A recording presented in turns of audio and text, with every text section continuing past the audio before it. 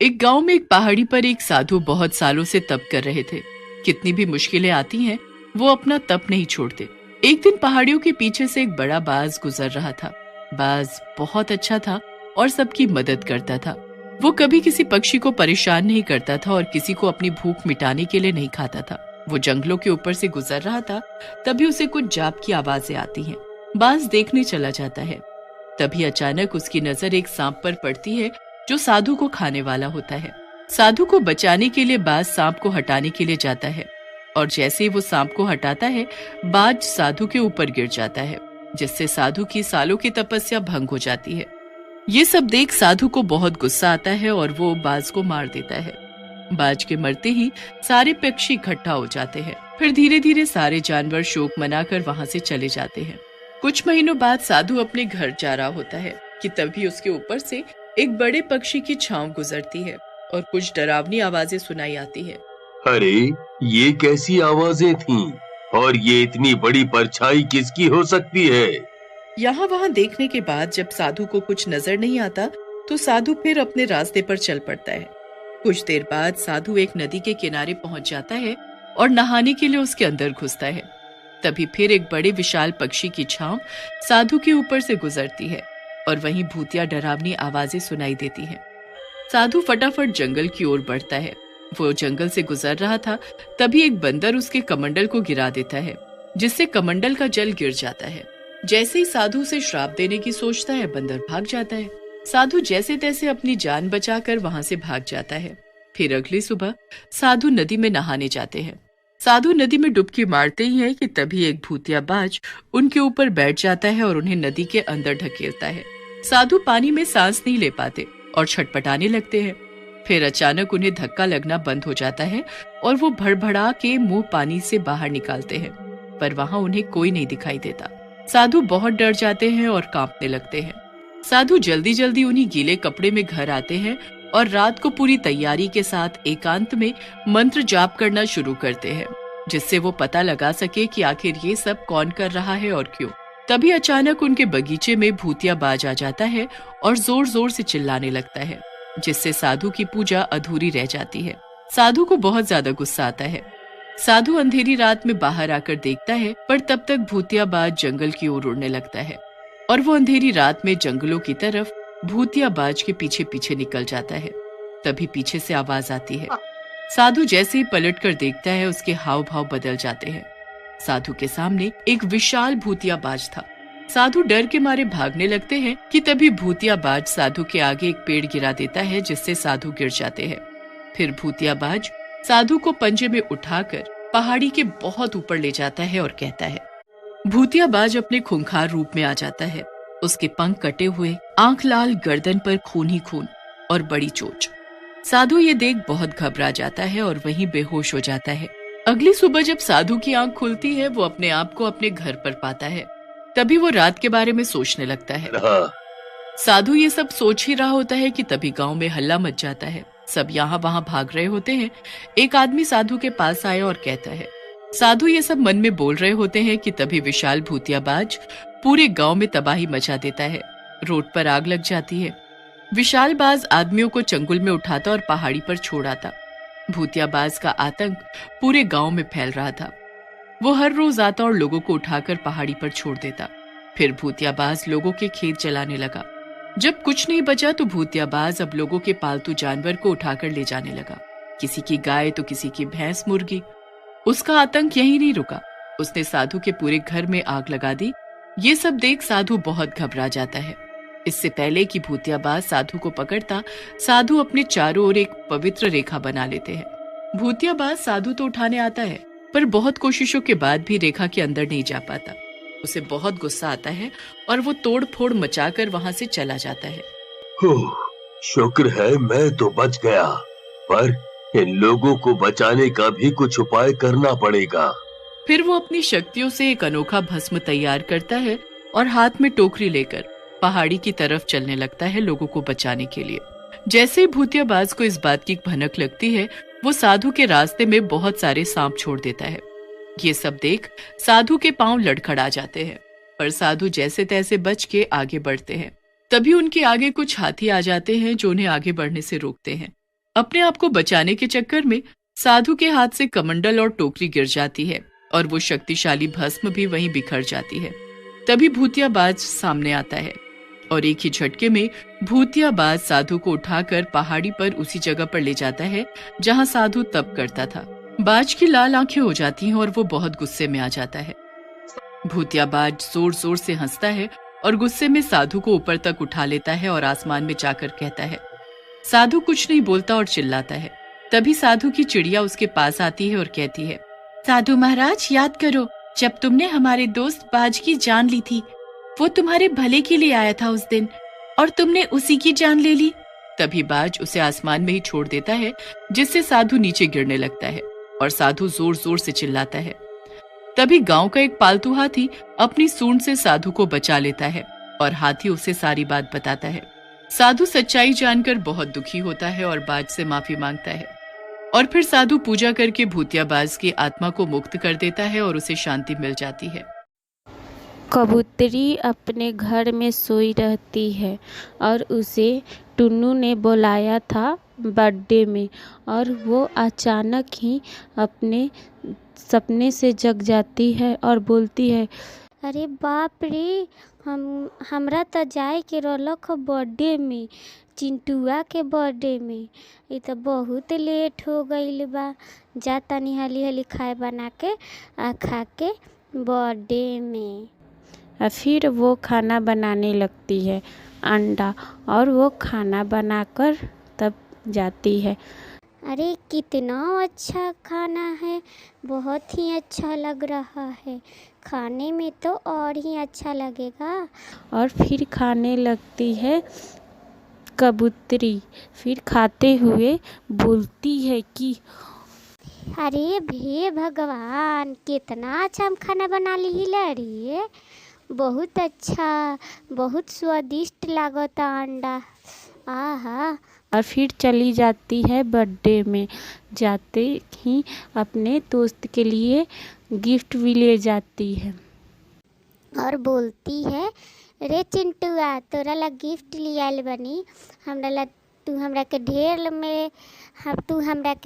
ले केक दी है, ठीक बा? ले चिंटू, हैप्पी बर्थडे चिंटू, ले। ये कबूतरी इतना लेट से आयल बड़े, उहो एगो गिफ्ट देवा तार कहतर ज़्यादा खाए, ढीढरो कहीं के एकदम ढीढक्कर हो गई भी आई कबूतरी। ए कबूतर, चलो अब सब कौन हमरा के हैप्पी बर्थडे बोली है सा, हम जाता नहीं केक काटे, तनी तनी खइया लोग, हमारे बर्थडे बाटे, हम तब ढेर केक खाएम, ठीक बा? जल्दी जल्दी कर।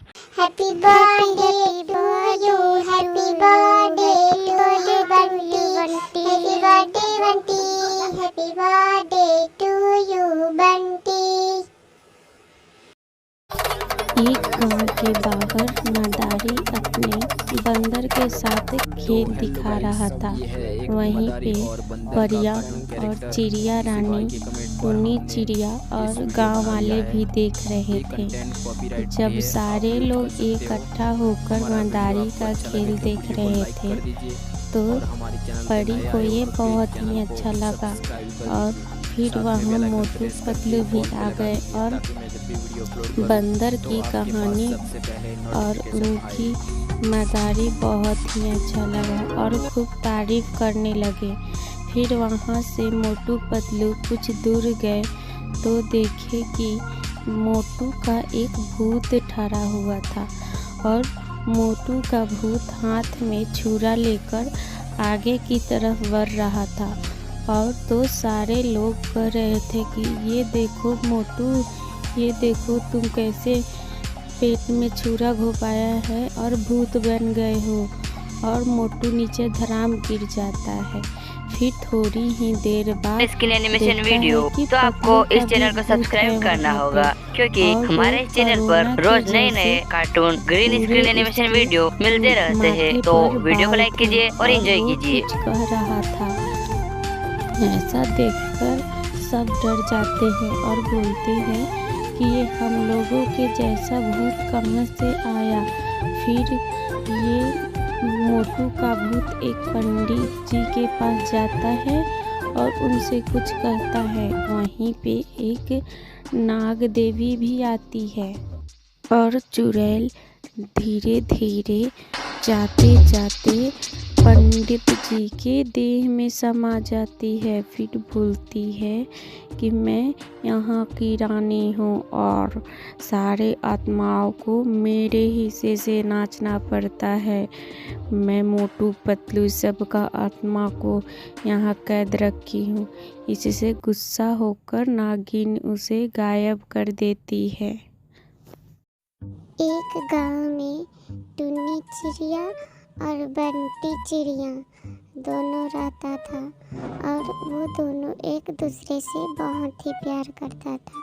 लेकिन एक दिन टुन्नी चिड़िया का शादी हो रहा था, इसलिए बंटी चिड़िया इधर से उधर उधर से इधर साइकिल चलाकर उसे लेके भागने की फिराक में था, इस गांव से उस गांव। और बंटी चिड़िया अपने घर में बैठकर बहुत ही दुखी मन से सज संवर कर बैठी थी और वो सोच रहे थे कि कैसे हम इस घर से बाहर निकले और कैसे इस घर से बाहर निकल के टुन चिड़िया के साथ भाग जाए। पर टुन्नी चिड़िया बहुत ही उदास थी और एक बार देखी कि कोई नहीं है तो अकेले पाकर टुन्नी चिड़िया उस घर से सारे गहने उतार देती है और गहने उतार के रख देती है और फिर वहाँ से भाग जाती है और टुन्नी चिड़िया बंटी चिड़िया के पास आ जाती है और बंटी चिड़िया साइकिल लगाकर वहीं पे इंतज़ार कर रहा था और बंटी चिड़िया आ जाती है सारे गहने घर पे रख के और दोनों बातें करते हैं कि बंटी तुम इतने इंतज़ार कर रहे थे फिर भी हमारे घर के लोग सामने बैठे थे इसीलिए लेट हो गया है। और दोनों बैठकर बातें करते हैं थोड़ी देर के तक। उसके बाद वहाँ से जाती है, दोनों के दोनों प्लान बनाते हैं कि हम दोनों भाग जाते हैं बहुत दूर जिससे घर वाले नहीं पकड़ेंगे। और वहाँ से टुन्नी चिड़िया साइकिल के पीछे बैठ जाती है और कुछ दूर चलाती है, फिर बोलती है टुन्नी चिड़िया कि हम साइकिल चलाते हैं। वो चलाने लगती है और खूब मस्ती करते हैं दोनों और साइकिल चलाकर कुछ दूर तक जाती है, उसके बाद दे देती है और पूरे गांव से हल्दी हल्दी भाग जाता है दोनों लोग और गांव से बाहर चला जाता है और खुशी खुशी रहने। एक जंगल में टुन्नी, तोता चिड़िया और 3 सहेलियां रहती थीं। जब तीनों मिलकर पार्टी करती हैं तब अरे तोता बहना कहाँ रह गई है, जल्दी निकलो ना, घर से निकलती ही नहीं हमको बुला के, जल्दी निकलो। अरे कौन है, कौन चिल्ला रहा है मेरे घर के सामने? अरे तू है, तू काहे चिल्ला रही है घर के सामने, मेरे घर के सामने सुबह सुबह? क्या हुआ जल्दी बोलो, बात क्या हुआ? तुम काहे मेरे घर के सामने चिल्ला रही है? जाओ सो जाओ घर में। अरे तू दोनों मेरे घर के सामने क्या कर रही है? जाओ अपना घर में जाओ। अरे कल रात वाला बात, अरे भुला गए थे, थोड़ा सा हम कंघी कर लेते हैं, थोड़ा सा रुको, भुला गए थे दूसरे जंगल जाने के लिए, रुको, हम भी जाएंगे। फिर तोता बहना चली जाती है अपने बाल को संवारने और लिपस्टिक लगाने। अरे तू कितना लेट करेगी, जल्दी निकलो बाहर, हम लोग को लेट हो रहा है तो जल्दी बाहर निकलो। चलो तैयार हो गई, चलो। अरे तीनों एक ही साथ निकले थे, वो कहाँ रह गई? पता नहीं क्या करते रहते, अब कंघी करेंगे, मेकअप करेंगे, थोड़ा सा कितना मेकअप करते बुढ़ा जाएगी लगता है, बुढ़ापे में भी मेकअप करेगी, पता नहीं कितना लेट आएगी। समझ में नहीं आ रहा है, तभी से हम लोग आके यहाँ बैठे हैं। कितना देर इंतजार करेंगे उसका? बाप रे बाप, कब आएंगे? हम लोग बैठे बैठे थक गए हैं। अरे तू इतना लेट करेगी तो कैसे चलेगा?